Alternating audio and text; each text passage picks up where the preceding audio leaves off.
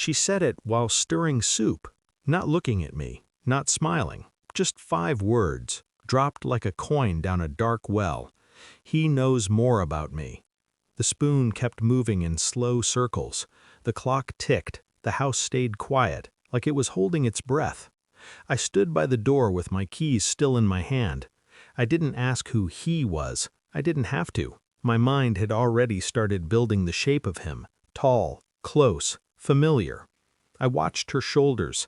They were tight. Her voice had slipped, just a little. I felt nothing at first. That scared me.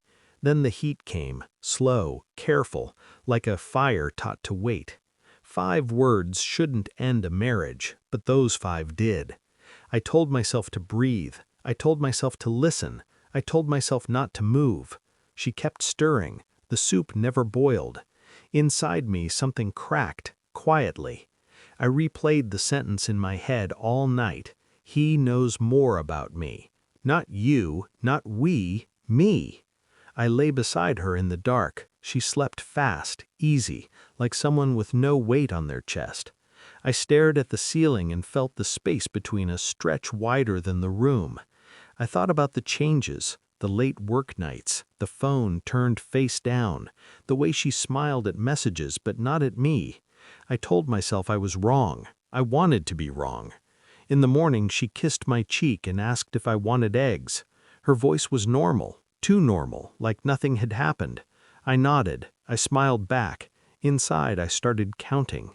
She said 5 more things over the next few days. Small things, sharp things. He listens better. I feel seen. You wouldn't understand. Each one landed. Each one stayed. I didn't argue. I didn't raise my voice. I watched. I listened. I learned. Betrayal doesn't always shout. Sometimes it whispers and waits for you to notice. I noticed.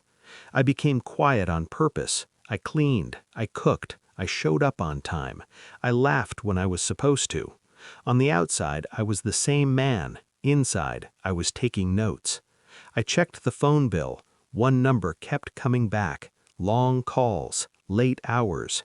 I watched her pack her bag. New perfume. New shirt. She never wore that one for me. I followed patterns. Tuesday nights. Thursday mornings. Always after she said she was too tired. I didn't ask questions. Questions warn people. Silence makes them careless. One afternoon, she left her tablet on the couch. It lit up. A message preview. Just a line. Can't stop thinking about you. I locked the screen, put it back. My hands were steady. I felt sad then. Not angry, just sad. Like realizing a favorite place is gone.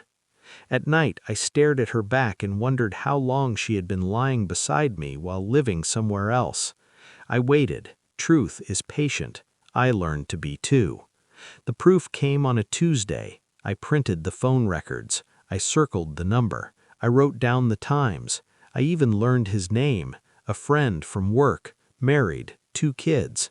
I sat at the table when she came home. Papers laid out. Neat. Clean. She stopped walking. "What's this?" she asked. I slid the papers toward her. She didn't touch them at first. Her face drained. Her mouth opened, then closed. I didn't raise my voice. "Say it," I said. She cried, loud, fast, like a storm with no warning. "It didn't mean anything," she said. "It just happened," she said. I nodded. Inside, the last piece fell into place. I had the truth, and it was smaller than I expected. I didn't yell. I didn't beg. I stood up and picked up my coat. Her hand shook. "Please," she said. I looked at her, really looked. "You already chose," I said. "I just took my time." I told her I had called his wife. I told her I had sent the records. I told her everything was known now. Her face broke. I felt calm. I walked out, locked the door behind me. Not hard, just enough. Power doesn't shout, it steps away. Weeks passed. The house was sold, the papers signed, the life divided into boxes. I felt lighter, not happy, clear. Betrayal taught me something simple. Some people don't leave, they erase themselves.